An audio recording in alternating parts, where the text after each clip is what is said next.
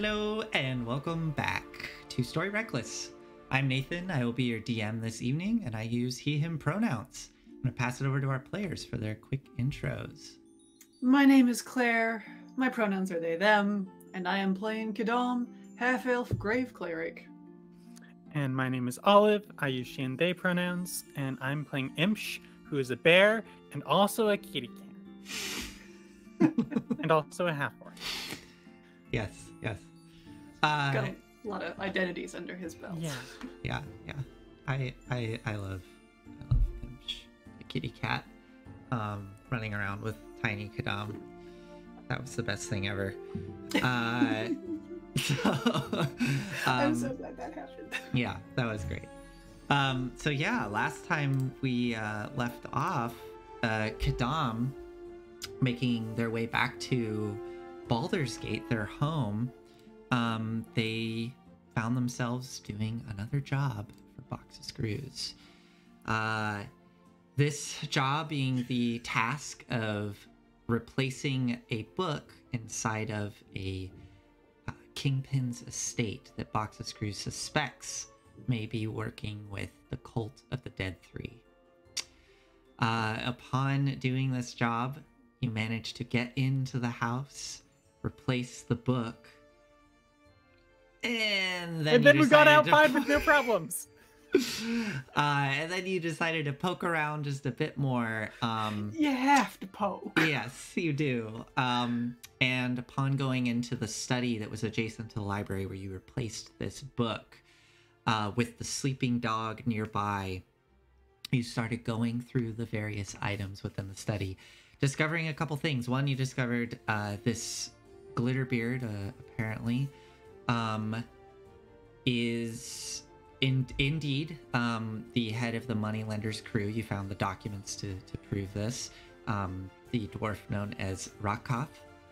And upon inspecting a globe in the corner, you discovered a secret compartment within. Unfortunately, Kadam found it the hard way, triggering the trap that was protecting it as a poisonous gas burst forth and paralyzed Kadam onto the floor. Thankfully, there was a silence spell up that kept all of the commotion hidden from the dog and the other inhabitants of the home. But, Imsh, you went through and found a series of documents. They all appeared to be accounting information of the various kingpins within the lower city, as well as a letter sent to Glitterbeard from Nine Fingers Keen. This letter was basically laying out the strategies for dealing with the crews and cracking down on them, to put pressure on them to probably disband, to not be as prominent as they currently are. With all this information, the silence spell dropped, Kadam got up, and then the dog awoke. And chaos broke out as you fled the building. Imps trying to frame it all on a kitty cat, being a kitty cat themselves. But unfortunately, Kadam, as you were running out of the building, avoiding all the guards within, you ran into the one guard outside. And what did you do to solve this problem? I murdered her. You murdered her. Murder. With vampiric touch, you grabbed onto her and sucked the life from her body, and then ran off into the streets of Baldur's Gate into the night as Imshu narrowly escaped a crossbow bolt being fired at you as you climbed up onto a building, and you both went taking off into the night. Was it murder or like vitality redistribution? It was murder. Okay. Yeah. Oh, man. All right. So with that, let us pick this up, shall we? So, Kadam, you are running down the streets of Baldur's Gate within the lower city, the thick fog billowing through the streets, and you can hear off in the distance some kind of distant shouts and cries of distress far off in the city. Some coming from behind you, probably where you came from, but you can hear others off in different parts of the city. Imsh, you as well, scampering across the rooftops, kind of hear these distant cries throughout. But let us start with Kadam, shall we? So, Kadam, what are you doing next as you're running away from the crime scene? I am only running a few blocks. I figure, especially here in the steeps, I will be more noticeable running than I would walking.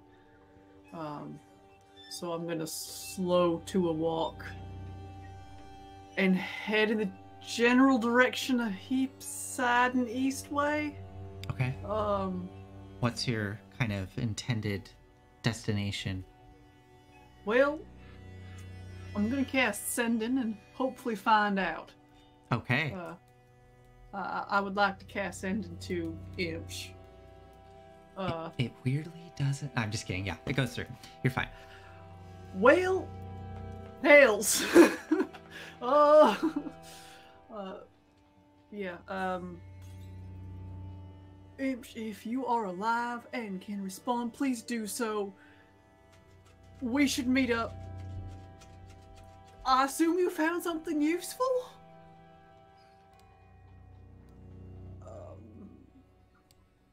I think in order to respond, I'm not sure if you might have to drop out of your cat form, I think. Meow, meow, meow, meow, meow. Meow, meow, meow. All right. Yeah. So Imsh will find a nice little grove or like a bush or something, Mm-hmm. and then like become the large half-orc anarchist that he is. Okay. I'm like, Yadam, that was a body I saw? We should meet up.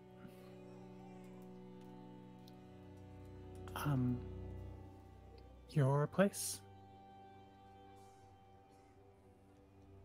Okay. Let's get our bearings before going back to the boss. I can't respond. That was my last third level. Mm-hmm. So I will go home. Okay.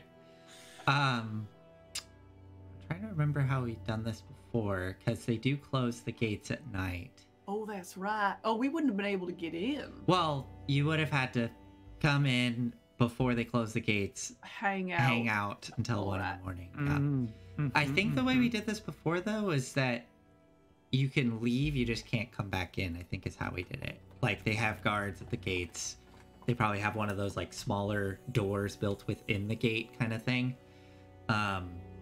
Because I remember we had this issue when I think Lovelace was with Valor, and I believe that's how we resolved it. So let's just, moving forward, that's how it works, and I'm going to try to remember that. So, yes. As I approach the gate, Yeah. I'm going to pull out my herbalism kit and midwifery bag. Okay. Just so I have a very reasonable excuse as to why I'm out here at this time of night. Okay. Okay. Yeah. As you do approach the gates, you do see the guards. They actually look a bit more alert and tense than normal. In your experience, they're usually kind of negligent and they'll just kind of wave you through. But as you do approach, they ask you a number of questions, and they even they don't really ask, they just state that they're going to search you, and they go through your stuff very thoroughly. Do you have anything on you that you would not want them to find? I have a vial of acid and the rod, the immovable rod. Okay. Although Good that's thing we had probably those. actually all of this. Oh, all of this would be in the bag of holding. Actually, I'm just carrying Then an over-the-shoulder bag that's supposedly empty. okay. It don't feel empty though. Well, they do take note of the bag and open it and look inside, and it's empty. You see them kind of scrunch their nose and look at you. And they take the bag and they turn it inside out. So whatever was in there goes onto the ground. And then they start. That's a lot of stuff. They start. We've been there at the airport before. They start. And they do it without much care. So it all goes spilling out onto the ground, and then they just start picking through it. Was there anything in there you didn't want them to find? I mean, the only suspicious stuff might be the vial of acid and then the immovable rod. Everything else is just, Yeah, it's like there's probably a bit of back and forth about the acid, like just some questions, but it's not crazy that you would have that in this world. So claim that like it's really good at severing umbilical cords or something. I don't know. Make up some bullshit that they don't know anything about. Yeah, and they immediately, like, you start talking about that, and they're like, oh, and like just wave, like, pick it all up, get out of my face. So you have to spend some time picking it up and then heading out. What about you, Imshir? How are you proceeding to Kadam's place? I'm going through my inventory. I got a porter gate pass. Okay. So I could just like pick up a load of something. Yeah. Late night delivery. Yeah, I mean it's like probably 2 a.m. at this point, but yeah, I mean, I guess. Okay, quick question: Do you have anything on your person that you wouldn't want them to find?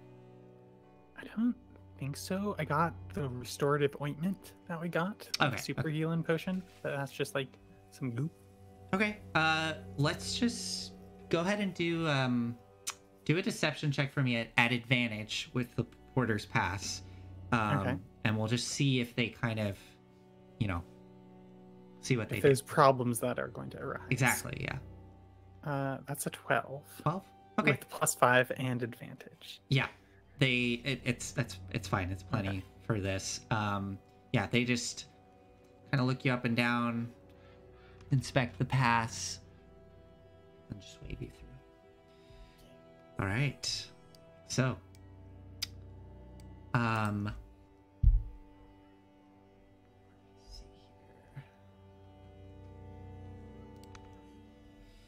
I no longer have the burglar's mask. I have stashed I that. figured. What are all these lockpicks?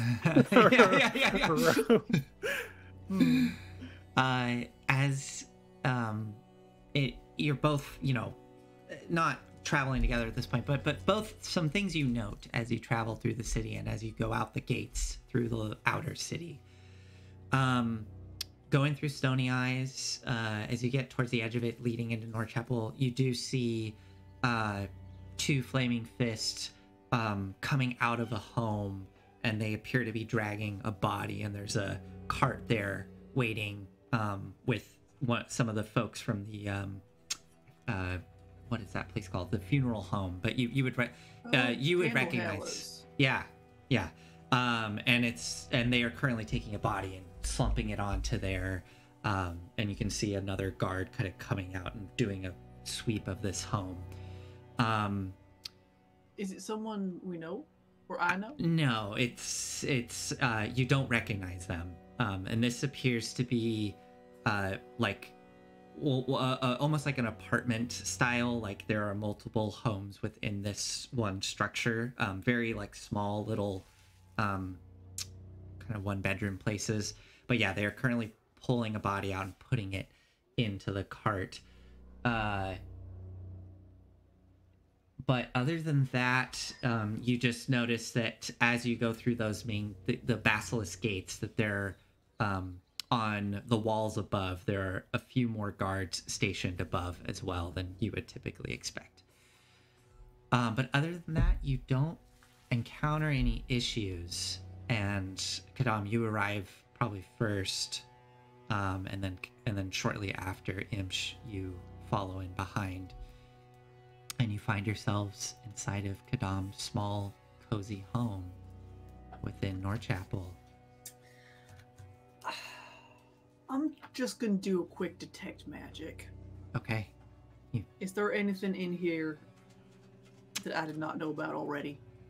No, you don't sense any other magical sources other than the ones you have on you.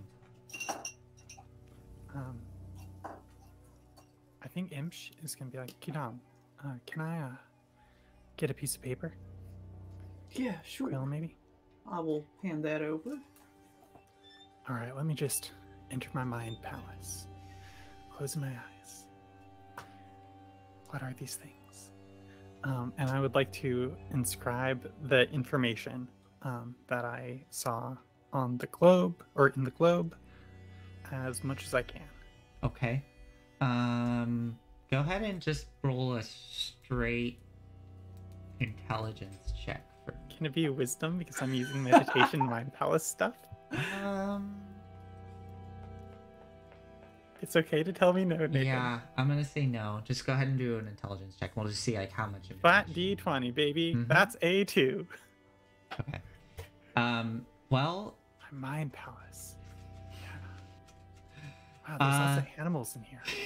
Did a raccoon get in through that window? Nothing's where I left it. Okay. So I know that. Let me see here.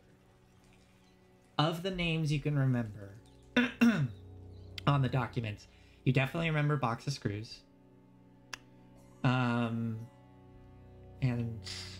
obviously Glitterbeard, and it appeared that I'll give you this much. It definitely appeared that Glitterbeard had some sort of master document, like with all of the kind of accounting for the previous month. And then there was that separate folder, which you could clearly see that it had multiple documents within that were more detailed, like accounting documents of profits made in the past month. And each one was in like, different style, different handwriting, all of that. And of the names that you picked up on Box of Screws, you would have seen like that one would have stood out to you as being one of those separate documents in the folder.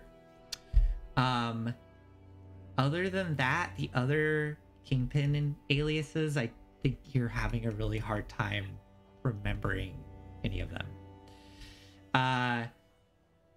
You do, and then of course you do remember there was the letter. And in terms of like, you obviously can't write word for word what it said, but you do remember the kind of high level what I told you, which is just appeared to be a letter from Nine Fingers Keen directed at Glitterbeard, essentially giving like laying out strategies, like I don't know, like a memo, right? Like a mandate of like, this is our plan, this is what we're moving forward with, here's what you can do, be sure to distribute that information. It's like the high level of what that letter said. Was that dated by any chance? With that intelligence roll, you have no idea. Sorry. I'm sorry. I do feel.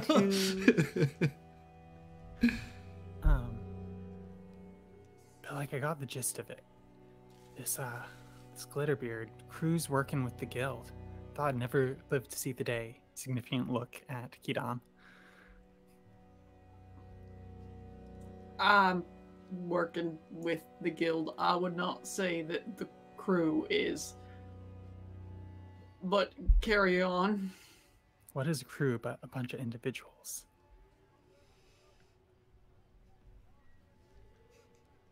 Can we talk philosophy later? What else did you find? Found a letter. There, as you might have guessed, put in the screws on, as some might say, to the crews. I'm sorry, it's all kind of jumbled. I should have showed this stuff to you. I wish you could have been there. Yeah.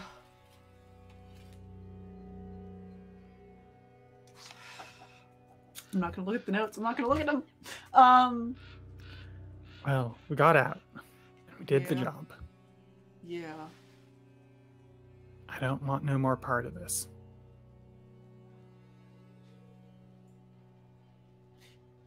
Is Virgil at home? Yes. Alright. He's just been getting harassed. He was in a lot of hot water. This should clear the books for Virgil, my boyfriend. Yeah. Yeah.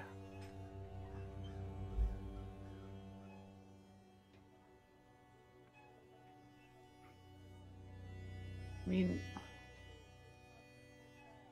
I guess I can go back alone if you don't even want to talk with her again.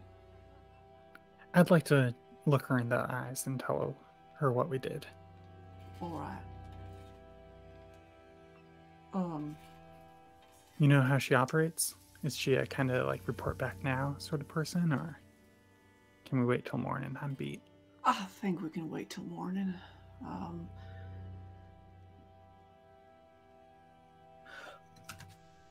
I don't know what will be best here. I want to tell the healer's crew, at the very least, what went down. Yeah, I don't plan on saying a lot of good things about Glitterbeard, the moneylender's crew, going forward here. Yeah.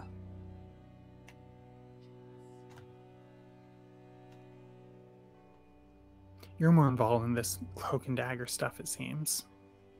Would you stop me if I just went around and told people that he's the double agent that he is? I wouldn't stop you, that's for certain. She Good. might.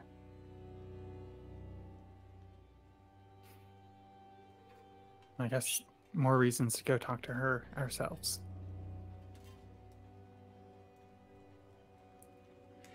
I don't know if she knows that he is also head of the moneylender's crew. It wouldn't surprise me if she did and just neglected to mention it to us.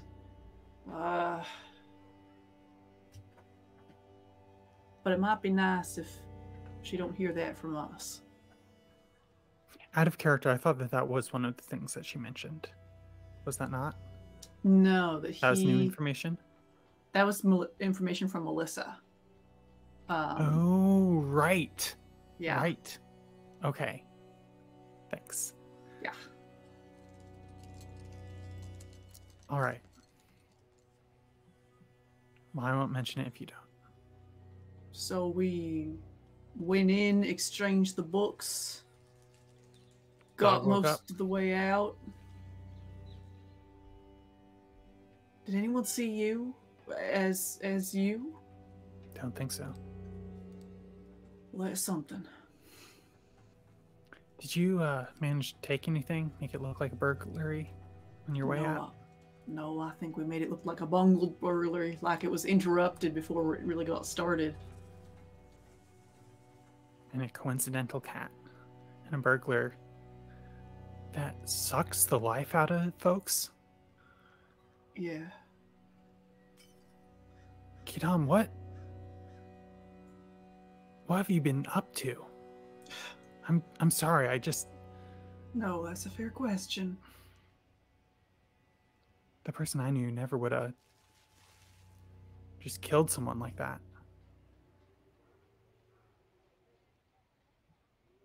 I'm sorry.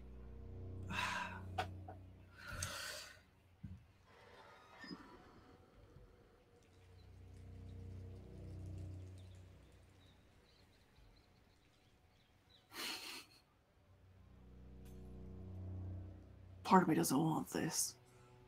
Hasn't wanted it. But I can't deny.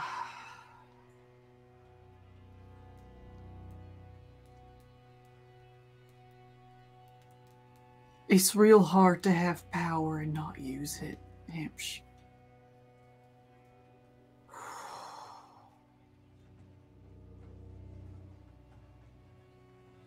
All I was thinking was that she couldn't see me.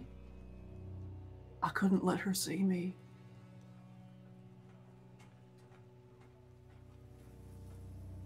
Well,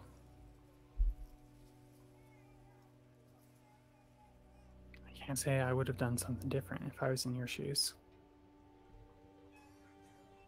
It's just surprising is all. I'm sorry.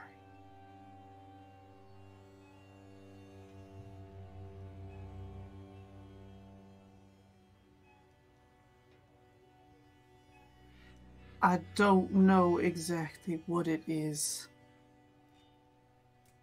Sahani Moonbow wants from me in the long term. I don't know why this magic and not other magic.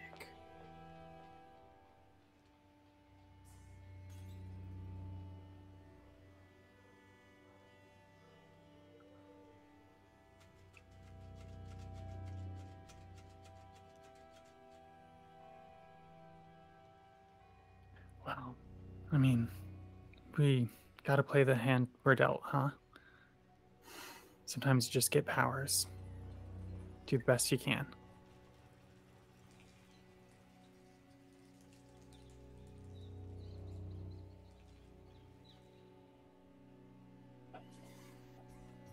Maybe.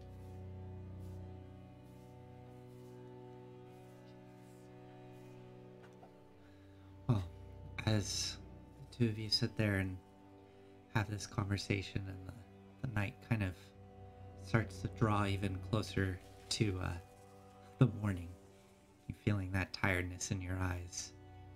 I'm sure you're gonna be going back to your place. Hey, Kidam. Mind if I crash here? Sure. I'd like to get this all wrapped up before heading home. All right. Yeah, I don't actually have a couch, do I? I think we've established that. Nope, I have a twin bed.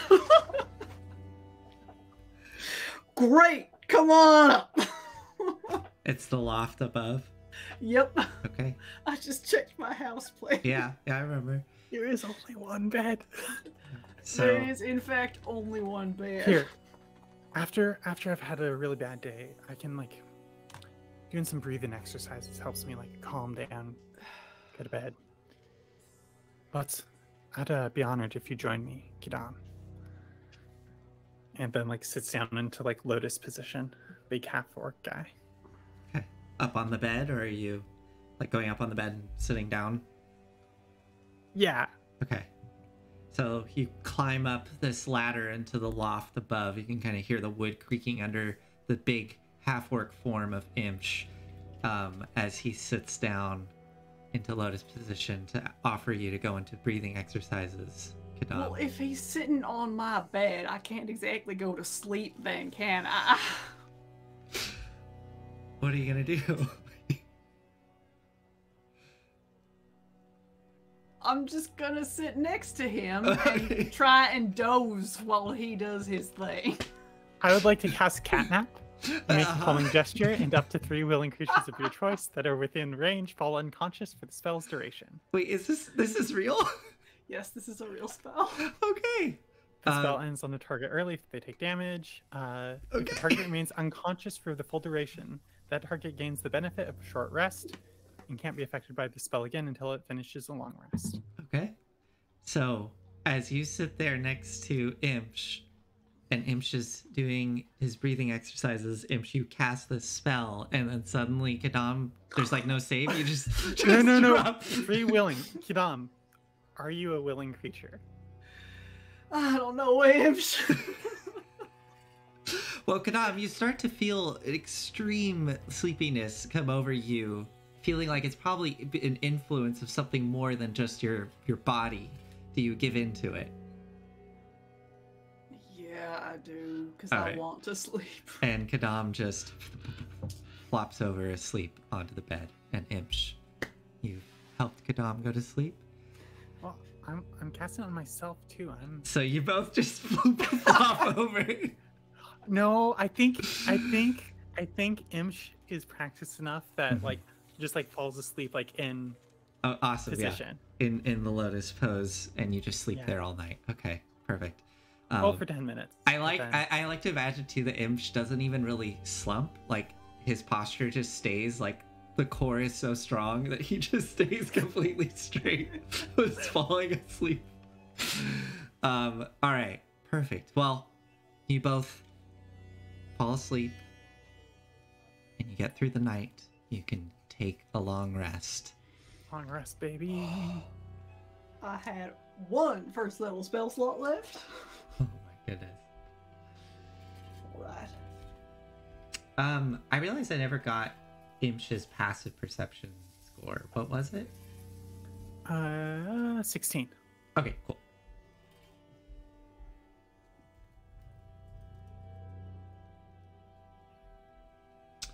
All right, so you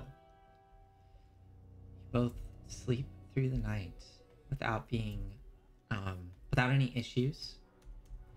And upon waking in the morning, as you both, go through whatever morning routine you need to do here before heading out to Box of Screws, as you're kind of getting ready for the morning to head into the lower city.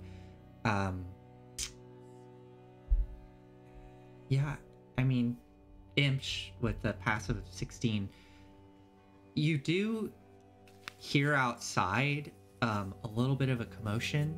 You can kind of hear periodically, it's not like a constant, but you periodically hear like it sounds like people are running past Kadam's home towards the city. Just like footfalls on the dusty road. And it's not like every person going by is doing this. Like you hear other people milling about, going about their day. Maybe hear a couple people kind of let out a mild exclaimed, like as somebody runs by. But periodically you're hearing people running past. I am a druid of the city. Okay. And my natural environment is disrupted. Okay. I'm noticing the ripples on this pond. And I cast my gaze towards their source. Okay. I do have 2 front windows. I look outside. Go ahead and make a perception check. I would love to. So Kadam, are you getting tea together in the morning for yourself before heading to? Yeah, I need tea before I talk to her. Okay. So as you're 11. Okay. So as you're getting tea, Imsh goes over to your front windows and starts peering outside. Looking for, as Kadam is behind you getting tea ready, a couple minutes go by, and you do see probably like 2 people just hurriedly moving towards the walls far off in the distance. They seem to be they're kind of they look very tired, and they have like travel garb on with like satchels and bags, and they're trying to move as quickly as they can towards the gates. But that's at that point, that's when you hear behind you the kettle start to whistle loudly as Kadam takes it off and starts pouring the tea. Ripples on the pond. Ripples on the pond. All right. Well, is there anything you would like to do this morning before heading over to Box of Screws? I don't got nothing. Okay. Kadam? Just to reiterate, we accomplished the task. We found nothing else. Correct? Yep. All right. I didn't see nothing. All right. Okay. You finish your tea and head out into the into the outer city towards the gates. As the 2 of you wind your way through, not even wind, it's really just a straight shot down the main path towards the Basilisk Gates. As you go into the Stony Eyes district, the kind of dusty path becomes a bit more gloopy and muddy around the slaughterhouses and the barns and stables. And as you're approaching, you start to see and hear. First, you hear it before you see it. You hear raised voices, like a crowd is kind of shouting, and there's a bit of a disturbance. And as you're approaching the Basilisk Gate, you at first see a trickle of individuals pushing past you and hurriedly going towards the gates, and then you see far up ahead this crowd of people crowding up against the Basilisk Gate. And you can see that the gates are closed, shut, sealed. There are all the flaming fists at the tops of the walls looking down with their crossbows pointed down at this crowd that are shouting and pleading to get through the gates. And you can see there's a line of flaming fist soldiers with truncheons out that are trying to push the crowd back. As you get closer to this commotion, you can see, Imsh, you do see, like, all of the individuals here are in, again, like, travel garb. They have whatever bags and satchels that they seem to have, like, brought with them from wherever they came from. A lot of them look dead tired. Some look dirty and dusty from traveling. And getting up against where this crowd is, you can hear people are shouting, pleading to be let within the walls, as the Flaming Fist is trying to push them back. And you hear one of the Flaming Fists shout out, "The gates have been closed indefinitely until we sort this all out. Please remain calm." And you can see that there are 3 individuals right now behind this crowd of Flaming Fists that are trying to keep the crowd at bay. 3 armored individuals in manacles that are being led towards the gate as they open that smaller door and lead them through. These individuals are wearing what appear to be like white and gold uniforms that are very tattered. They have heavy armor on, and as one of them kind of is being jostled and turns, you can see there's some sort of symbol emblazoned on their tabard. The symbol appears to be a rising sun above like a reared stallion or warhorse, as they're pushing these individuals through the gates. What do the 2 of you want to do as you are at the edge of this? I mean, first of all, do we recognize that symbol? You can make a religion or history check. I will do religion. That is really unfortunate. Religion. 8. You don't know. Can I try to? Yeah. I've got +0. Oh, you don't have religion or history? Yeah. Sure. You can do either. Yeah, go ahead. Okay, I rolled a 17. Okay. You do recognize the symbol, not because you're necessarily have been reading books, but you just know this being a resident of Baldur's Gate for your whole life, being in tune with the city. Yeah. You know that is the symbol of the Knights of Elturel, and basically, you know, your entire life there has been tension with Elturel, and that is very clearly the symbol of the Knights from Elturel. And you would also know, that colloquially, you don't know why they're called this, but you've heard, like, you know, Flaming Fists, when they're talking shit about Elturel, they refer to them as Hell Riders.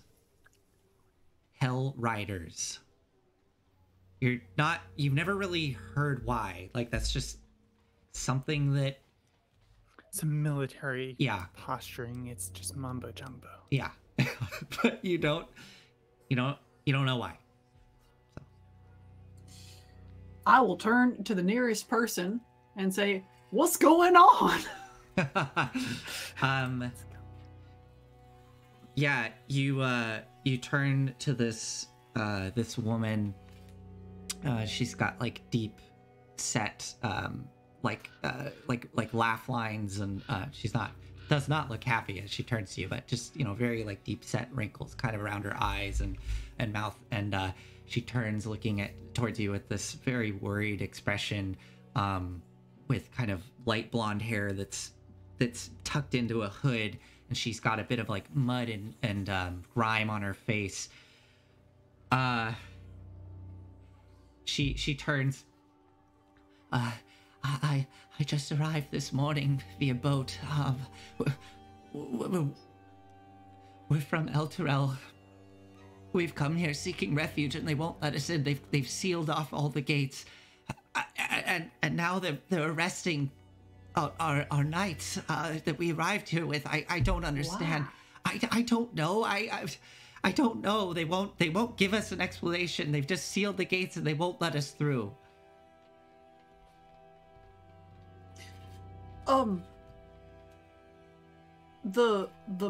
Was it a blast that happened in Elturel a couple days ago? I have a friend there. She said things were coming out. The city is gone.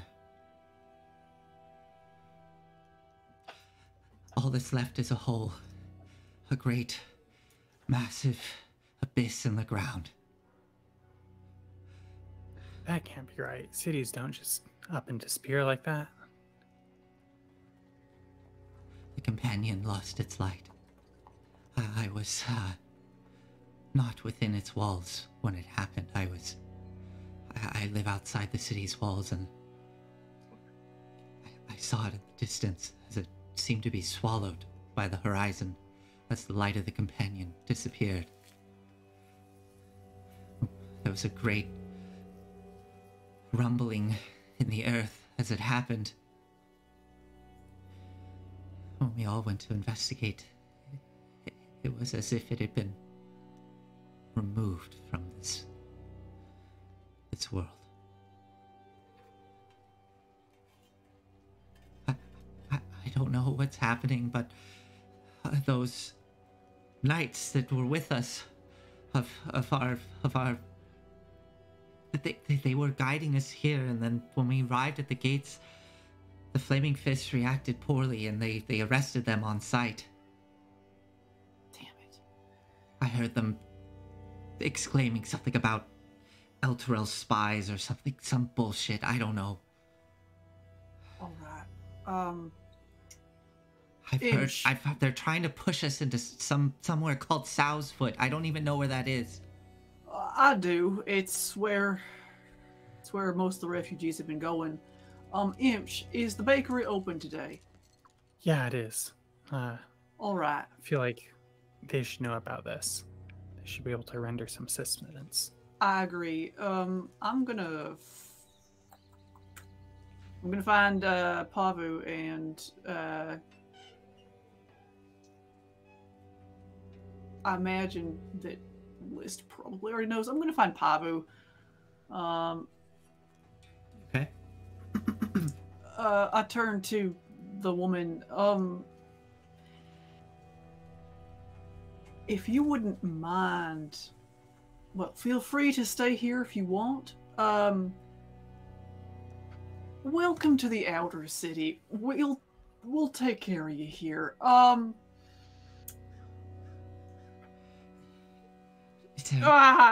Is there somewhere we can go? Is there someone we can talk to? Yes. Let me...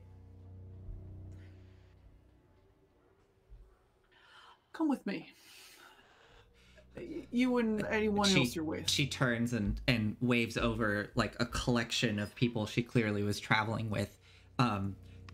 Please, come with me. Someone will help us. Please follow me. And you see a whole group of people turn, and she starts conferring with them, trying to reassure them. I think I found someone for us to stay, someone to talk to help us.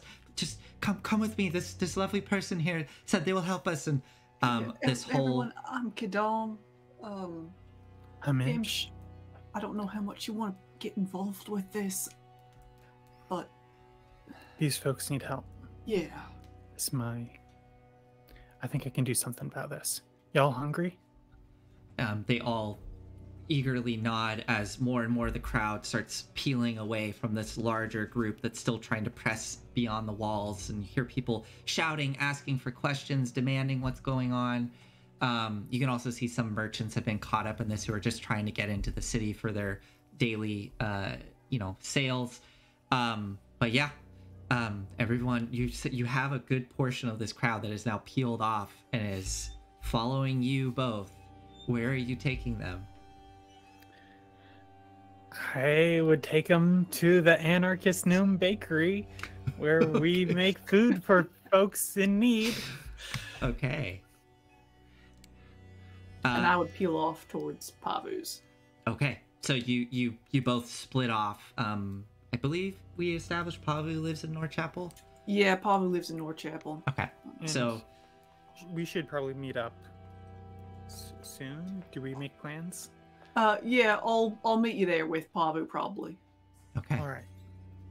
So Imsh, you lead this crowd off to Whitkeep, towards this small little bakery that has been set up within Whitkeep.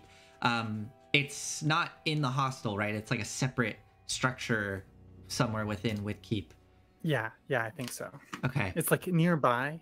It's Yeah. kind of like a compound sort of situation is Okay. how I'm picturing it. Yeah. So you lead this group towards the Whitkeep hostel, and there are a collection of buildings on this kind of property. Some of them look like they've been probably built within the past few years, very ramshackle. Some look like they were just kind of taken over, like these were abandoned buildings. And I think the vibe is like some of them, it's like they have been taken very good care of. Like somebody's done like some exquisite gardening or like murals or like some kind of like weird like sculpture. But like other ones are just like a very like run down. It's like very clear that like there's not a lot of like institutional or like organizational support. It's more Sure. like folks as their ability and inclination wills, they like just put a whole bunch of work into that something, then they might move on to other things. What does the bakery look like, do you think?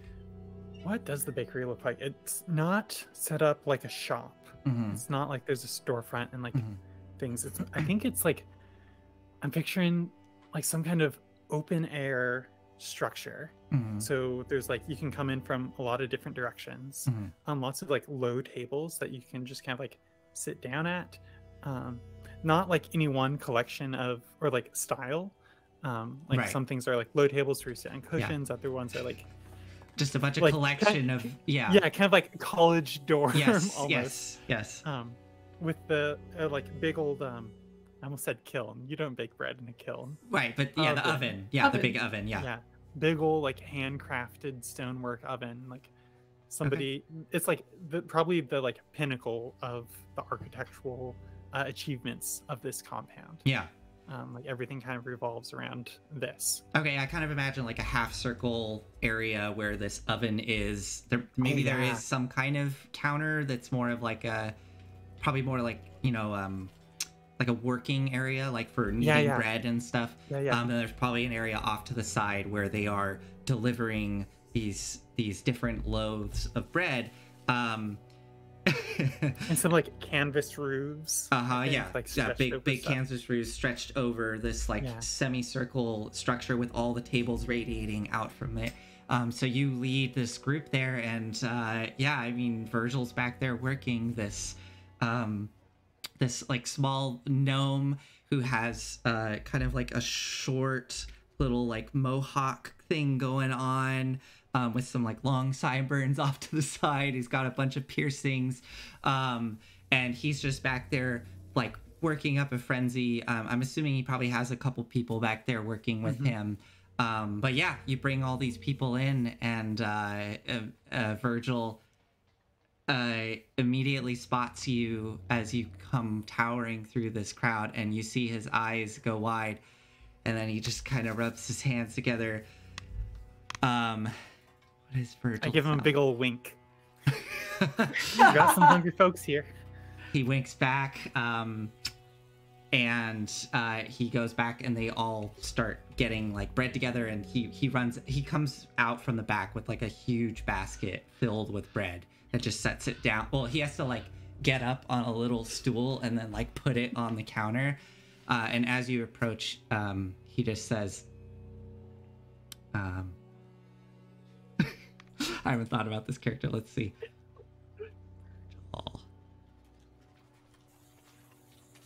Ipsh, Oh, wow, you got a lot of folks here. What's going on? Who are all these people? I've been seeing a lot of folks going down the main road towards the city. It seems like something big's happening today. Yeah, it seems like there's been some sort of cataclysm over in El Terrell. Oh, shit. Oh, doesn't sound cataclysm. Okay. What does that mean? Gotta ask them yourself. I'm not All quite right. clear on it. You folks hungry? And you hear a bunch of, yeah. All right, yeah. Hey, get some more bread out. And he starts throwing bread to the different people to feed all these folks. So yeah, Imsh, you got this group of people there. They're getting settled in. They're getting fed.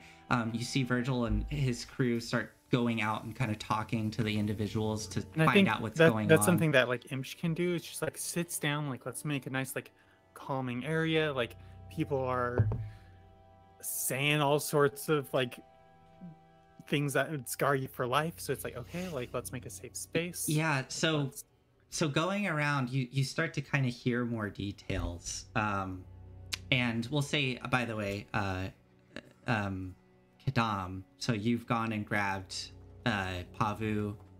Are you getting Melissa as well? Well, she's an Eastway. Oh yeah, that's right. I can't. Yeah, I can't get Robin either. That's right. Okay, so you grab Pavu and make your way to Whitkeep. We'll say that at this point you come past Whitkeep and you can see the bakery there with all the people are gathered there, and you can see Imch standing out amongst the crowd, sitting with folks and like gently talking with them. Are you gonna go straight there, or are you gonna go past? I mean, I would have told Pavu what I know, including, I think, my vision of flying over El Terrell. Okay. Yeah. I know that ain't much information, but like. Well, as you regroup and through the help of Imsh and you getting there with Pavu, Kadam, Imsh, you during this time start picking out further details. You're hearing like, you know, some folks, they just suddenly saw like a burst of light and then the ground shook, and when they came out of their home, the city was gone. There were others that were out that evening that were you know, just like out and about on the outskirts of the city, that saw more detail as the companion seemed to burst outwards with light, and then it went pitch black, and they swore that they saw what looked like some sort of massive like tendrils or something that came up from under the earth and wrapped themselves around the city, and then the city was pulled beneath the horizon.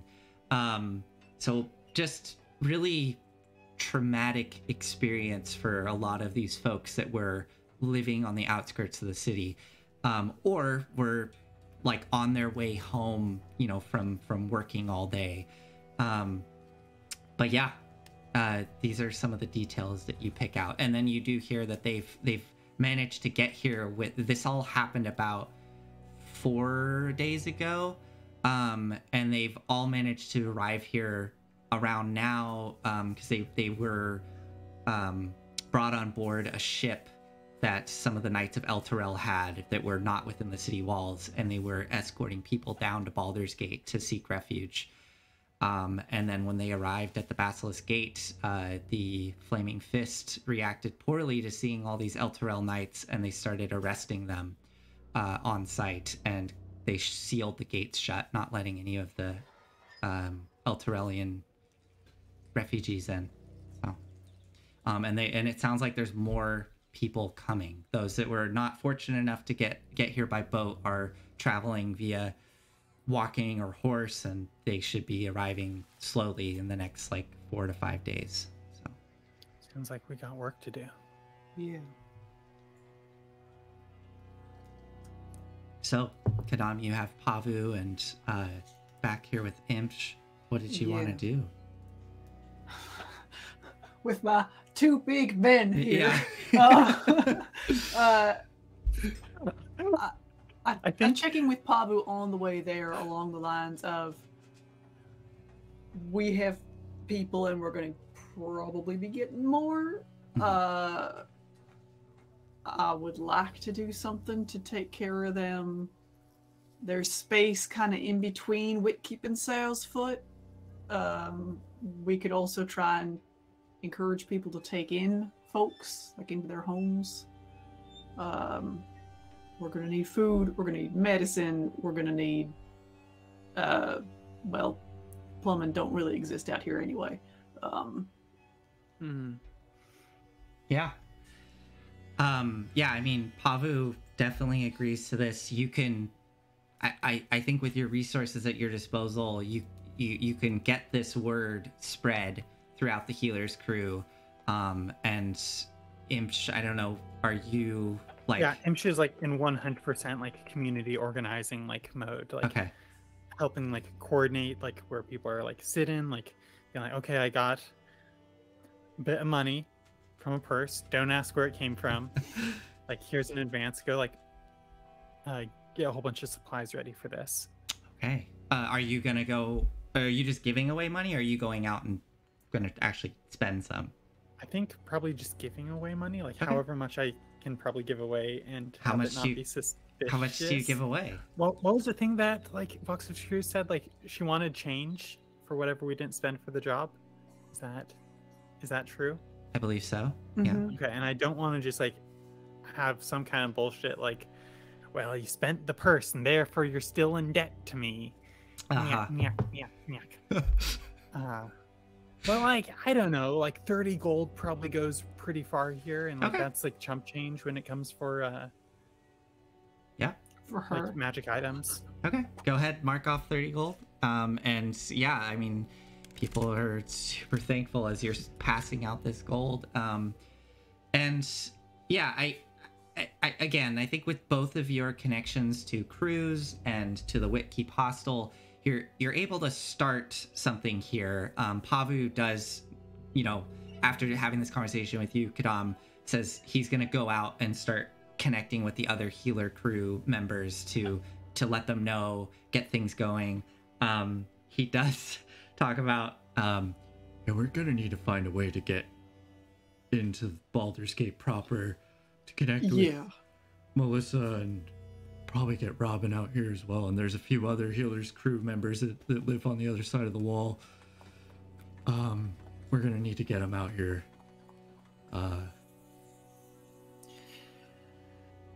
Yeah. Maybe even just clearing Basilisk Gate a little bit. I also yeah. might know of a tunnel. Way to get If I individual don't, folks out. Virgil kind of like is in the middle of like passing out some bread. He kind of scurries up onto the little bar to like lean over, hearing this conversation. You know, that's Virgil, but that's the thing's drying up. Yeah, we shouldn't go through there anymore. That's Like, we should get use out of it that we can now, and then it's over. I know, but that's why I'm in this mess. Was that fucking tunnel? I don't know. This one last time, it'll work. Do you even know where it is? No, I do not.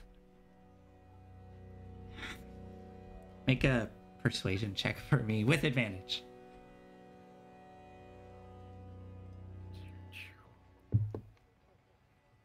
Oh, straight rolls for this, huh? Oh no, Oh, no. persuasion is +5. Nice. Oh Yeah, shit. so Okay. Dirty 20. Yeah. Okay. Fine. Okay. Where were you, by the way? You've been. Well, let's talk later. Okay. Talk later. Okay. Yeah, he'll take you through there if that's what you want to do. One last time. Then we're not using this anymore. Okay. All right. What are they going to do? Take us to box of screws? Oh no. All right. So, what do you guys want to do next? Are you gonna head into the city? I think so, via the secret tunnel. Yeah. Let's at least run by Basilisk Gate one more time, see if we can't, like, you know. Wait a minute. Take it the easy way. Wait a minute. Let's just take a walk around to Blackgate or Brampton. That's a long walk. Get on. Brampton ain't long. Which one's Brampton? Oh, Brampton's south. by tumble down, yeah. Let's take a look at Basilisk and see what our Alright. options are. Okay. Yeah, heading on back to Basilisk Gate as Pavu disperses and starts collecting other healers' crew throughout the outer city. Approaching, you can see that the crowd seems to have built. There's a little less like panic occurring. People seem to just kind of be waiting now and are a bit impatient, and like you see some folks have like sat down and placed their bags. You see other individuals are kind of trickling in and asking what's going on as others are explaining that the gates have been sealed. As you're kind of moving past, are you gonna try to go to the Brampton gate? Let's try to gather information first and just see Okay. if like folks have tried the obvious next step. Okay, go ahead and roll perception checks if both of you want to do that. Sure. 18. Okay. Also 18. Okay. As you stand amongst this crowd, with in this very tense atmosphere, with like all these Flaming Fist soldiers up on the walls with their crossbows just kind of gently aimed down towards the crowd, and all the other Flaming Fists standing there with their truncheons out, just kind of glaring out over everybody, you quickly start to gather. The city has been sealed. All of the gates have been sealed shut. They aren't letting anybody in or out right now, as this situation is trying to be understood. And it seems like there's rumors going around that the Flaming Fist are suspicious of this and suspect it could be some kind of subterfuge, like they're trying to mask some sort of infiltration into the city with this crazy refugee crisis going on. So they're just, it seems like the Flaming Fist is scared and trying to understand what's going on, and they're not letting anybody in or out. Also, there's not very many of them, right? So like if we wanted to rush the gates, it would get dirty. Yeah. But they're in no position, from my understanding, to hold the city against the siege. Just thinking out loud here. Are you saying this out loud? No. Okay. Okay. So this is going through Imsh's head as you're looking over this building crowd of refugees. I think it goes along the lines of something like, "It's a lot more of us than there are then." Interesting. I will just start telling people that there's free food at Whitkeep Bakery and give directions for that. Okay. Gonna get a little bit overwhelmed, maybe. Yep, better for people to be hungry in Whitkeep than hungry here with crossbows pointing at them. Yeah, that's true. Okay. Yeah. And I will even approach, I don't know, is there some minor commander at the gate? Sure. Well, so first, do a persuasion check for me for the crowd as you're going about telling folks to see how trustworthy. Oh, no. Persuasion. There we are. 9. Okay. People do that thing where they kind of politely nod and acknowledge, and then as soon as you leave, they just turn and are like back to whatever they were doing. All right. As Imsh, are you following Kadam as Kadam's like pushing their way towards the gate? Yeah, I'm not letting Kadama. So as too far away. As the two of you are like pushing through this crowd towards the gate, Imsh, you look over and you just see that every person that Kadama's talked to, like none of them have left. The crowd just stays the same and is still building. All right, Kadam, you push up towards the front and you can see there is, all of these Flaming Fist guards there blocking the gate off. You're looking for some kind of someone in charge. Someone in charge. I'm gonna be real polite to them. Okay. Well, as far as you can tell right now, these all look to be pretty rank and file. Do you want to ask one of them? I will. I absolutely will ask. What do you say? Excuse me. I hear that you've been sending folks towards Salesfoot, and we've actually got some supplies set up in Whitkeep. So if you don't mind telling folks to head that direction, that'd be mighty kind of you. This like soldier, this woman just standing there, like kind of ignoring you as you're saying this. Go ahead and make a persuasion check. I can roll worse than that, but not by much. Mm-hmm. Oh, that's a natural 20, so 27. Okay. She kind of squints and looks at you. Yeah. Better get him away from here then. Yeah, all right. Just. That's part of what we were thinking. She kind of leans over. Flames Arch, can you come out here for a minute? And one of the doors on the kind of little tower of the gate pops open, and you see a woman come stepping out in this like heavy chainmail armor with big shoulder pauldrons, square jaw, like bobbed hair, and she has her red tabard on that designates her as a flame of the Flaming Fist, a captain. But she... Have we seen her before? I'm trying to think if you have. Lovelace has. I don't know. Right. No, I didn't see her. Oh, it's her! Mm-hmm. But she comes out and strides up, kind of pushes aside that soldier, looking down at you, Kadam. What is this now? Something we can help you with? I'm terribly sorry, but the gates are sealed for the entire city. Understand that. I have a place for the refugees. Oh, well, good. Where would that be? We're trying to push them all towards Southfoot, but nobody is listening right now, and... Right. Well, we got some supplies and free food down in Whitkeep, so if you send them toward the bakery there... Perfect. Get a little bit more than... She just looks over your head. Listen up, everyone! Apparently, there's free food over at Whitkeep. Just head down the road that way, and as it begins to turn, keep following it and you'll see a shitty house on the left. There'll be lots of artwork out front. Just head there and there'll be free food.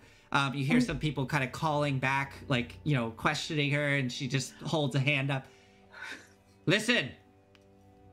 That's where the food is. I will stand up like next to her and say, she actually is telling the truth, folks. My name's Kidam. If you head down that direction, we got bread for everyone. Excuse me, what are you doing? Persuading them. Please step down. All right. Yeah, go. But immediately you start to see the crowd, some of the people in the back kind of questioning each other, start slowly dispersing and making their way down the road, and very slowly this crowd is starting to break apart and head away from the gate, as she is shouting out to them, and before she turns, she turns to her soldiers as Kadam, you are kind of pushed gently back into the crowd, and you just hear her briefly say, please try to push them down the road and get them away from the gates while we figure this out. Also, arrest any of the knights if you happen to see them. We don't want any Hell Riders within here. We would need to question them immediately. And then she turns and starts heading into the barracks. All right, what would the two of you like to do next as this crowd is dispersing towards Whitkeep, this massive crowd?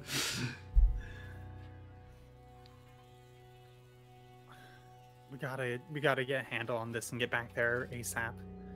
Let's get in this city. All right. Okay. Are you gonna go through the tunnel? If we can. Okay. Right. I guess this whole time Virgil has been with you because he will show you the way. Okay.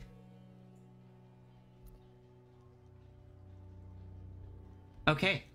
So Virgil takes you to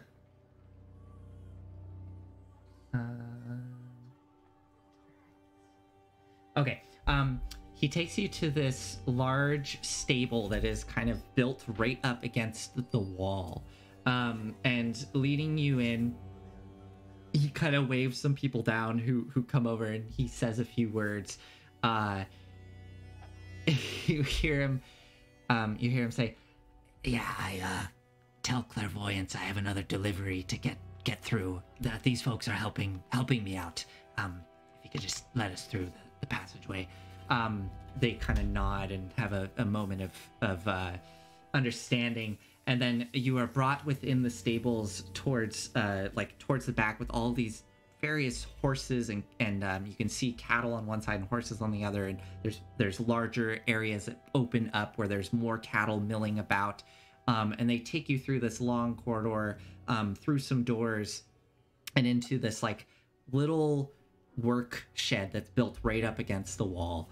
And as they lead you in there, you watch as one of them like gets down on the floor and like pushes aside some boxes, and then very carefully you watch as they pull up like a series of nails in a very specific order at like various heights, and they kind of like check to make sure, and then they pop open this like very well hidden little trapdoor that opens up, and you I would like pass to on make through.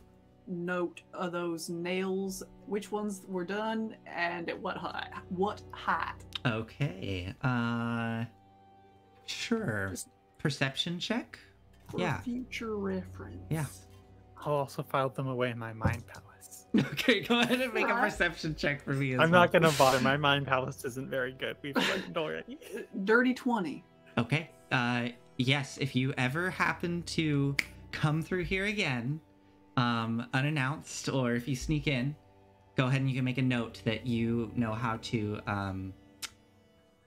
open the secret passage into Baldur's Gate in the Stony Eyes Alright. neighborhood. Yeah, so Virgil takes you down into this passageway, and the other guild members that were there, they kind of stand by, let you go through, and then you hear that passageway close up behind you. And you work your way through this. It kind of reminds you of being in Box of Screws' hideout. It's like these rough-hewn walls just built under the city. And in fact, as you go under the walls, it pops out into what appears to be a sewer tunnel. And Virgil points over to like a iron rung ladder.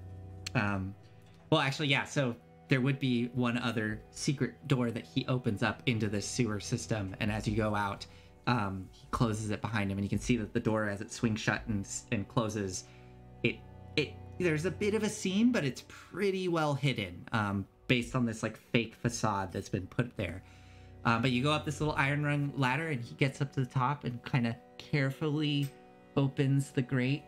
Actually, I know what he does. He gets to the top, and you see him like reach into this little like cubby hole, and he like pulls out this metal rod with a little mirror on it, and then he kind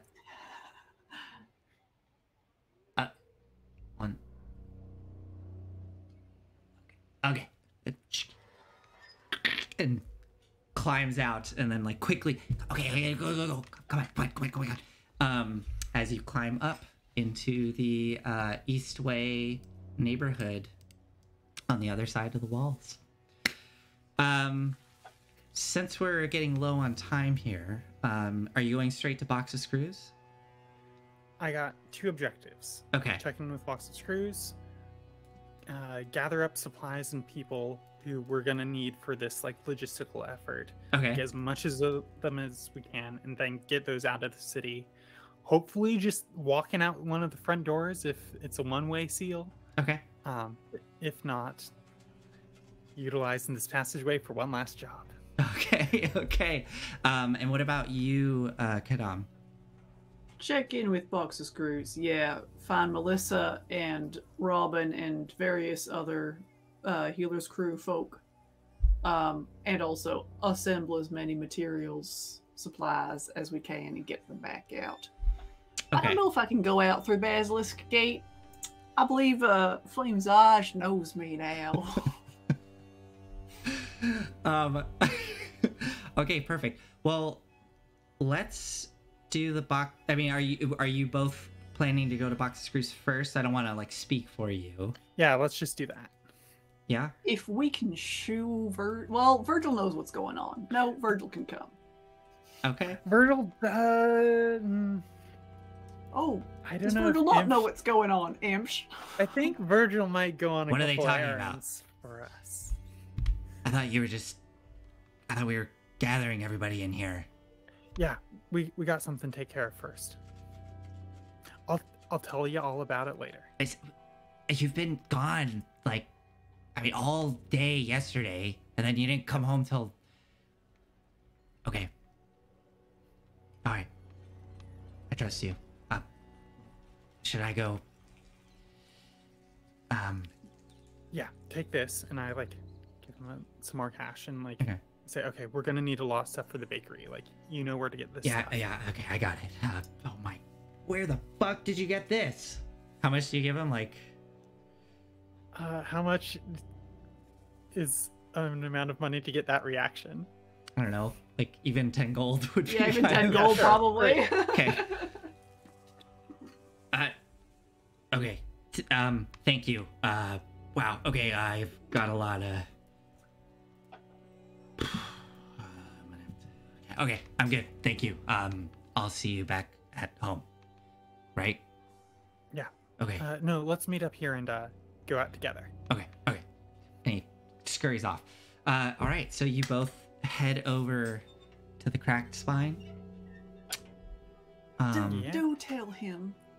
Yeah, Do I tell will. him what's been. All right. So you both head to the cracked spine, going through, you know, walk through, and Disa, like, kind of barely looks up as she's enraptured by this book. It's like the same book that she's been reading, and just kind of, as you go through. Nathan, I don't like that book. You've given it too much detail. What?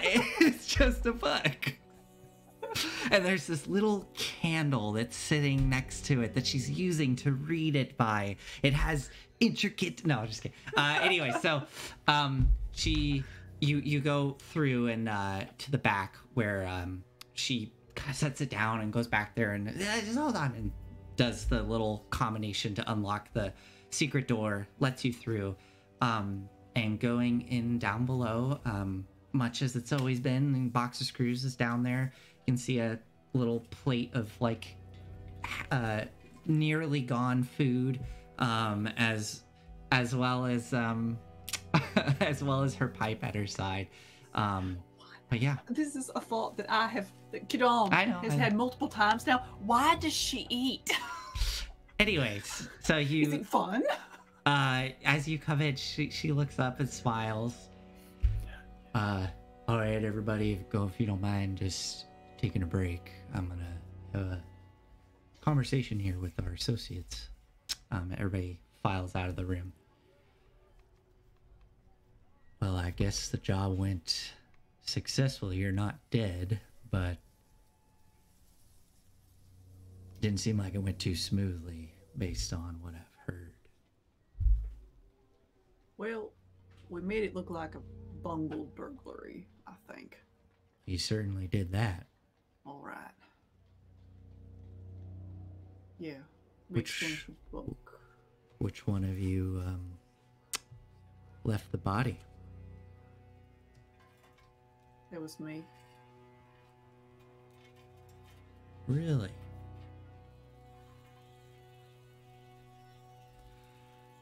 Well, anything else you can tell me about going in there? Did you exchange the book? May I have the original copy, Oh. please? Yeah.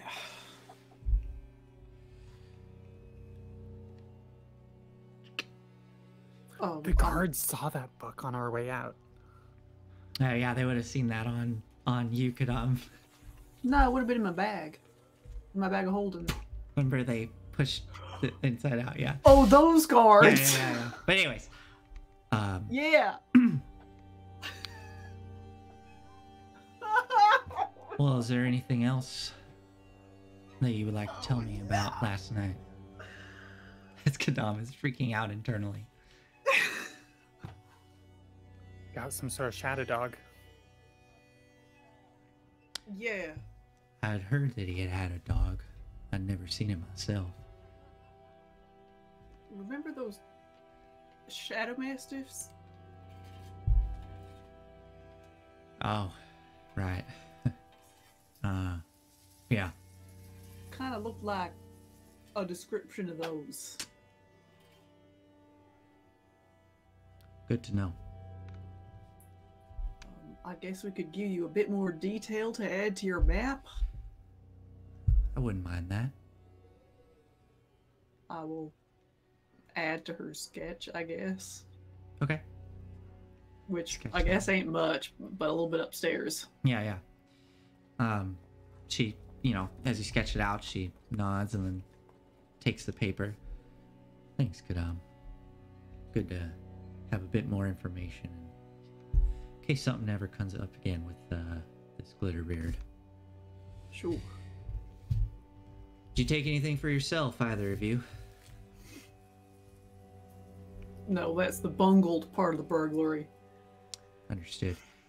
If I could have any change back if you didn't spend all that gold I gave you. Give back what I got. All right. Whatever you have, she'll take that back. I don't, because I spent it all. Okay.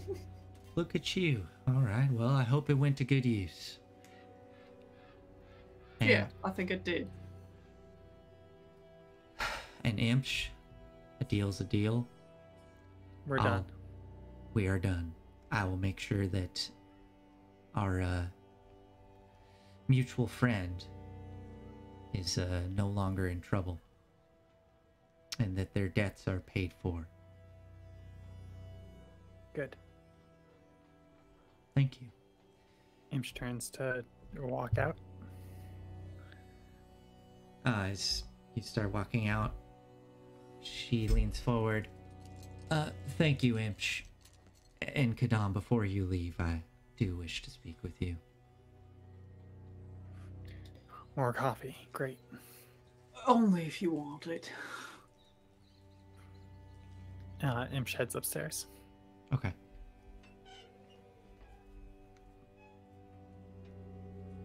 Well, thank you very much, Kadam, for doing this. Unfortunately, Lovelace is still something I need to work on. You don't need to be involved. I can have a separate conversation with her. I don't even know if she's still alive. I guess we'll find out. If she comes back, though, I am going to be having a talk with her. Settle up our debts.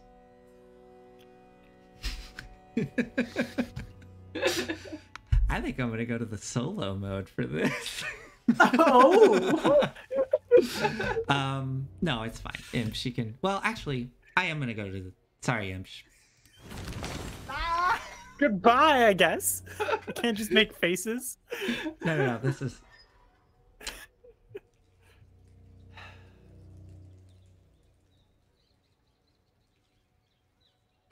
Why do you eat?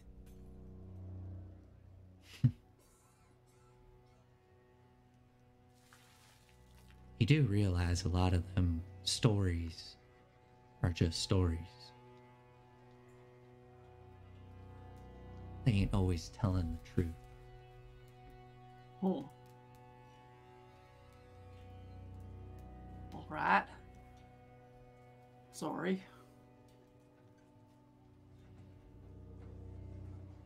I don't get much from it these days, but there's still the flavor. Fair.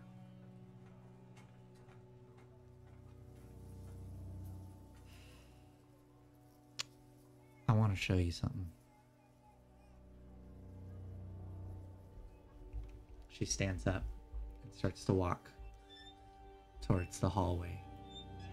Stops before she disappears out of sight and then looks back at you. And I will follow. walks further down.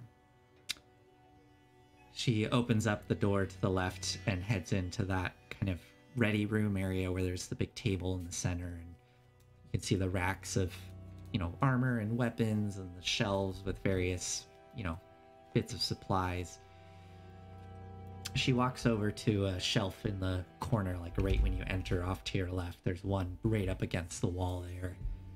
And she turns. Close the door if you don't mind. I do so. She heads over to that shelf and kind of leans over to the side and carefully feels. And you kind of hear some slight clicks as she looks, kind of pushes her body in to hide whatever she's doing, and you just hear some. Can I see? Make a perception check.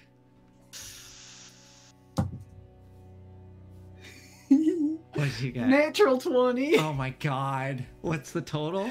24. Which is good but not perfect, but Really good. it's really good. You get the tail end of whatever it is she's doing. So you don't get the full combination. So if you ever decide to try to get in there, you'll have an advantage in trying to get in. But it looks like there are a series of little, like, I don't know, like, kind of like on the bookshelves upstairs, there's some amount of decoration on this shelf, and she seems to be sliding these little, like, wooden pieces into specific positions, and, like, locking it, and then it does some mechanism that unlocks whatever this is. She then kind of creaks open this shelf, and as she does, you see this stone, again, kind of like the little tunnel you were just in, this like stone hallway going out before you, and she says, "It's just me, Manfred, don't worry." And she starts to go through this little tunnel, and do you follow? Yeah, and I get up real close behind her and say, "Well, it ain't just you." Just okay.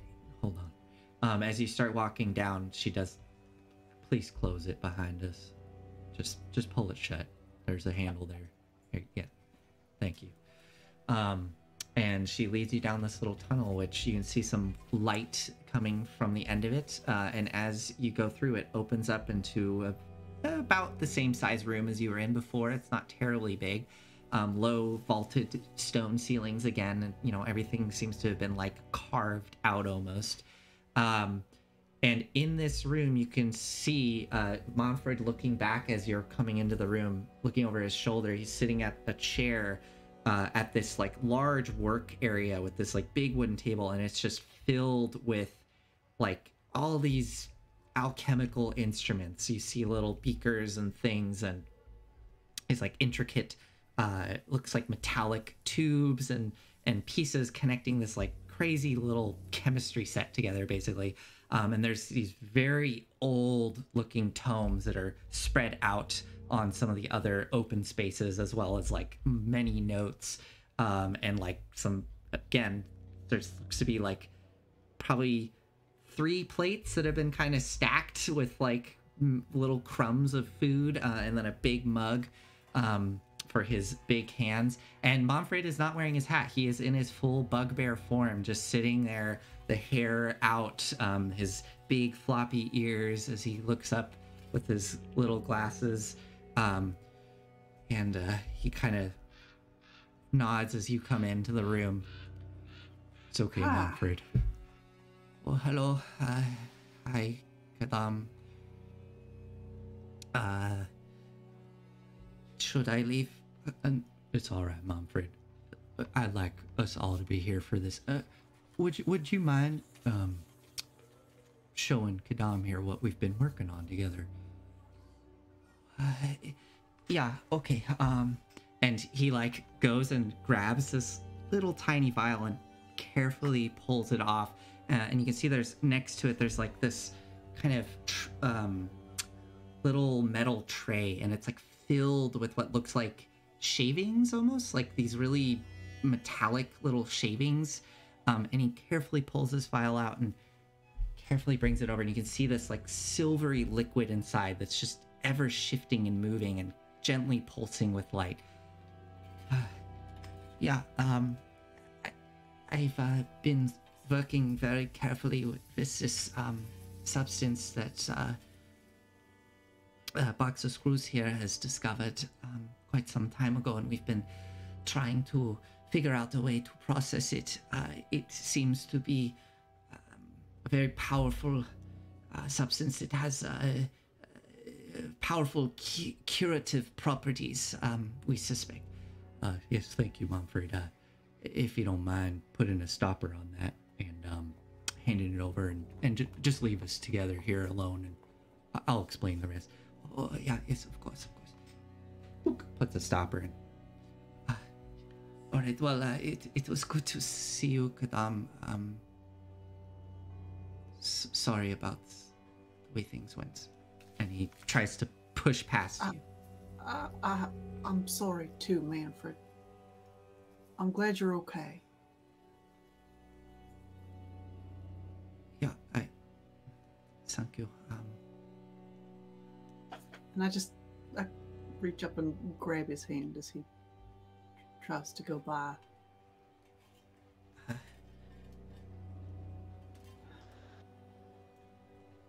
Okay, Yeah, all okay. right. And he goes down the hall, and you see him putting that hat on and doing the little gesture as he's walking down. Fuzzy Wuzzy, and you watch the image shift into his human form. The door opens and closes. Well, as he was saying, it was getting a bit much. He's been helping me with this. He's very talented. We have some old literature here that's helped us to understand this, but this substance here, in its pure form, it comes directly from our world. It's very rare, and I believe that, as he was saying, it could help people who might be struggling and might be sick. Corteo, what is this called? What do you mean it's found on our world? It comes out of the ground. It's the best I can understand it. All right. People have referred to it as Torrillium. I believe it based on... Mm-hmm. Yes, I know. Now, I don't rightly know what to call it, but that's what the tomes refer to it as.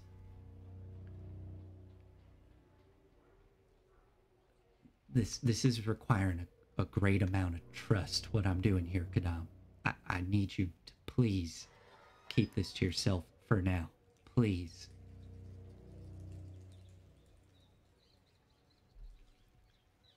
This is what I've been working on.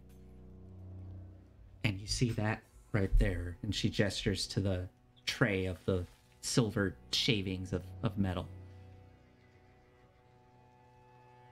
That's platinum right there.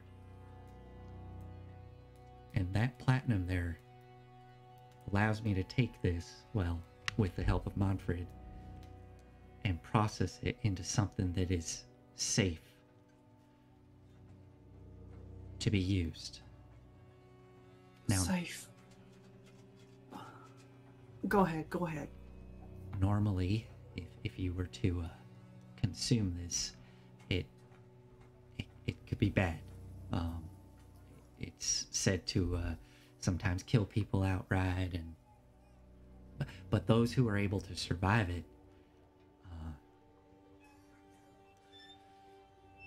it's said to have incredible healing properties. Now, through our studies, we've found that some people, in rare instances, have found a way to make it more stable, which is what we're doing here. I've already tested a dose and it was fine. Momfred gave it a try and everything was great. No bad side effects. And he seemed to be just fine. And he felt great afterwards. Now, if I understand this correctly, if you could please, I know this is a lot to ask, but if you could just give this to Dad. Now, I don't care how you do it. You could do it secretly. You could just ask him. Please, Kadam, please, you gotta believe me. I know that this will help him. I know it will. Just please. Cortea, he's 89. I understand that. He doesn't have all the benefits that Biro does, but I think this will give him... It will help him. Please, it will help him.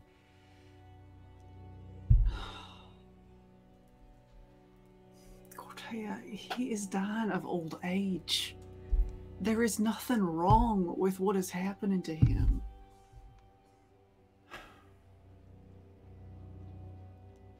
I understand that, and that's just what happens. I know. I know it's just part of life.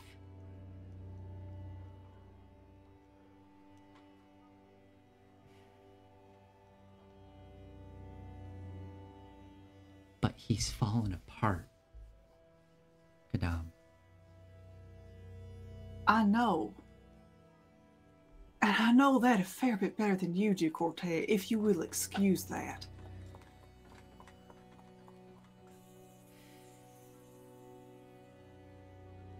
I thought you were going to ask me to take this.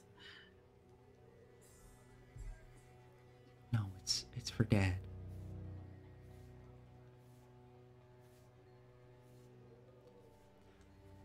I hope you understand, though, why I got so upset that you directly undermined what I was trying to do. I didn't feel it was right to show you this yet, until I knew it would work.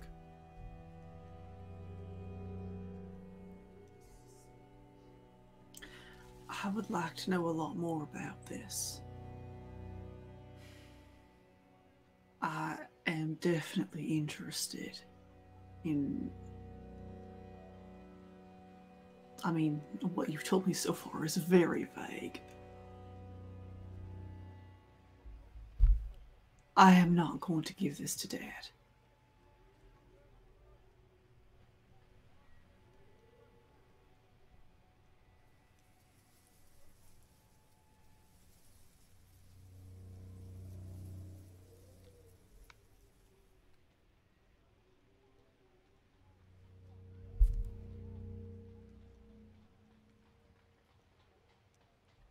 All right.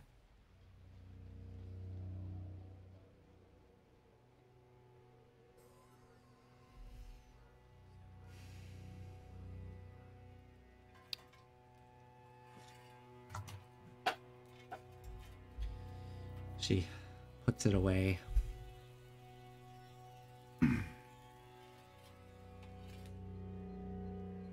Is she sitting, standing?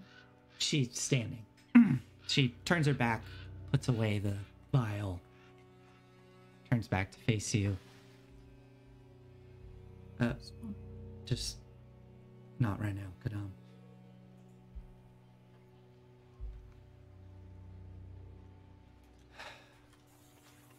I will gather more information about what this is.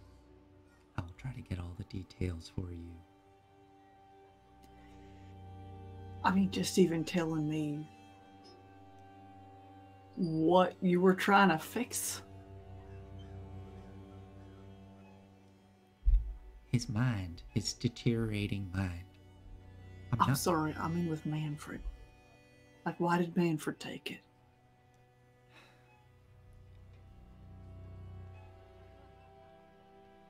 We needed to make sure it was safe, and he knew the risks.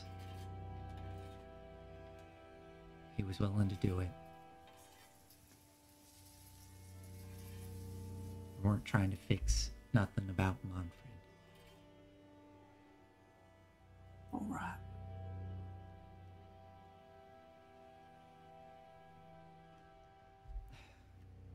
So have you seen this work ever?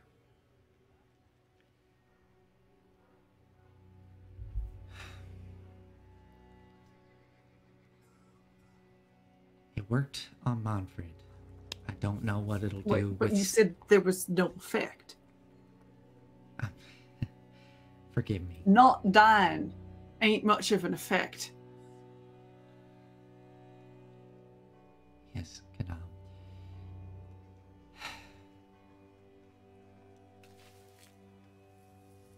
I don't know how to put it other than he regained some of his vitality. It was almost as if he got some of his life back.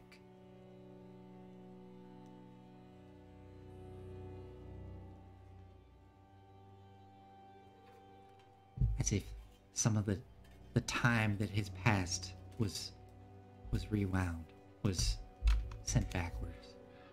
He got some years back. That's the best I could put it.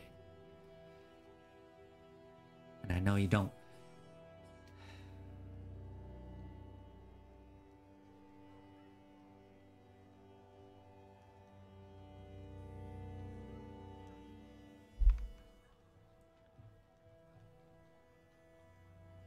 I just know this will help Dad. I just know it.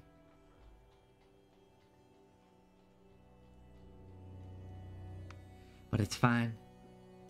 I'll gather more information. All right.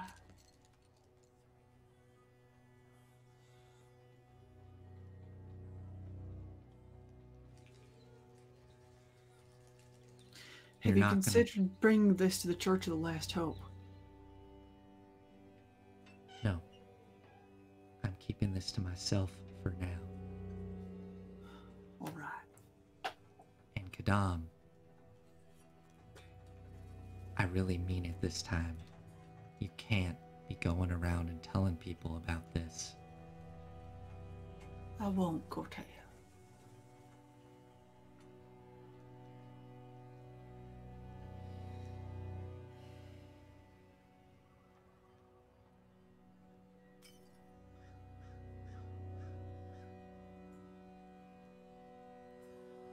Very well. And she lets you go. I will. Is she coming up with me? I mean, she basically leads you to back to the counting room with the stairs coming down into that area, and then just waits for you to leave. To go up the stairs. I will put my hand on her back. Just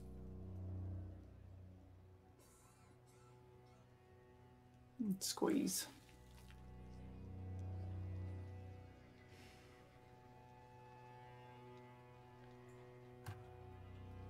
I'll come by again soon for a smoke. When things are Sounds less good. crazy. Sounds good. Oh, things are so crazy, Cortea. I know. Did you know? All right. I know All what's right. going on. Sorry? I know what's going on. All right. And I will head up. Okay. Well, we're at 9:15 here, but as you both go about the lower city, I don't know how much we really necessarily need to play that out, but you go and collect your folks that are going to help. You manage to get them out through the other side of the wall and start, helping with this refugee crisis, leading people to Whitkeep. And by the end of the day, there is a massive crowd of people gathered at Whitkeep, and Virgil and his crew are working all day trying to serve everybody this bread, and you can see other people keep coming out, getting it all together. Yes, Imsh. Can I be back on the screen? Yes, you're back on the Okay. screen now. Excellent. But I did want to end this episode tonight before we jump into Lovelace's arc, unless Imshi wanted one more thing. I wanted to say one thing. We're taking Dust Hawk Hill. This is where the refugees are going. I was thinking about that. Okay, yeah. That's what's changing about the landscape here. Oh my god. Okay. So you're just gonna like set them up on the slopes of Duskhawk Hill? Yeah. Where are these folks supposed to go? Yeah, like, starting here. Yeah. Like near Whitkeep on the Yeah. other side of the hill, where And they what can are the immediately Flaming be Fists gonna seen. do? They're all out fighting gnolls. They're all defending the city. They Okay. can't do shit. Okay. All right. Well, sure. So you by the end of the day, you start directing people to the slopes of Dusthawk Hill. And I guess maybe at some point some of the residents of Whitkeep have gone out and have like cleared the fences that have been set up around Dusthawk Hill to make room for these refugees to set up. And you can see, all manner of makeshift shelters being set up for the evening. But to end tonight's episode, as the long day is coming to a close, and Kadam, you're heading back to your home. I don't know how late you stay out, whether it's, the sun has gone down. We'll say the sun has gone down at this point, and it's, just the speckled stars above with the fog periodically covering the sky before you as it starts rolling in. And coming towards your home, Kadam, you notice that in your neighborhood, you see a few Flaming Fist patrols that seem to be going from door to door, slamming on people's doors, and as people open to see, they're questioning them. You pick up as you're walking home. They're asking about if they've seen a Hell Rider within the neighborhood, a young woman with red hair, and this seems to be happening as you're moving through. Okay. You arrive home, pushing through the door, and as you step inside, you immediately notice that the back door has been broken and slightly opened. There is a figure slumped against the wall by the door. Okay. What do you do? Well, is it this human, red-haired human woman? Do you like cast light or something, or turn your candles look on, like or walk up noticed to the me? person? Yes. So as you are inspecting them, you see movement, and this person looks up towards you, and immediately they try to stand up, and they're grabbing their right arm, and they hold a hand out, and you do hear what sounds to be a woman's voice call out, "Shh. Are you Kadam?" I am. I will close the door behind me and lock it. Okay. You can hear like down the street some Flaming Fist kind of shouting out to somebody, not too far away. And she seems to tense up and push further into the shadows. As your eyes adjust, you do see it is a very young woman. She's probably like in her 20s, maybe like early 20s. She has like dark skin, and as you come into the room and the bit of light coming through, you do see she has this red hair that's kind of flopped to one side. She is wearing what looks to be very heavy armor in that white and gold coloration of the Elturellian Knights. She does have what looks to be like literally probably like a sheet that somebody had out drying that she's managed to makeshift into a cloak that she's like trying to cover herself with. and she is clutching her arm, which there's a large gash across, like, you can't really see the gash, but you see that, like, where the chainmail is, and there's that shoulder pauldron. The pauldron's a little messed up, and there's just a bunch of red coming through on the chainmail, and she has a long sword at her side. Now, that outfit looks mighty uncomfortable. Why don't we get you something into a bit more cozy?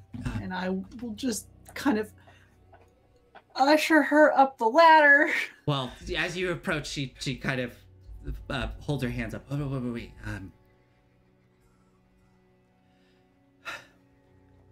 You're Kadam. I am. Did Valor send you? No, No, all right. No, I've heard about what you and Lovelace is. Yeah. I heard that a few months back you brought down a contingent of Dead 3 cultists. Is that correct? Yes, actually.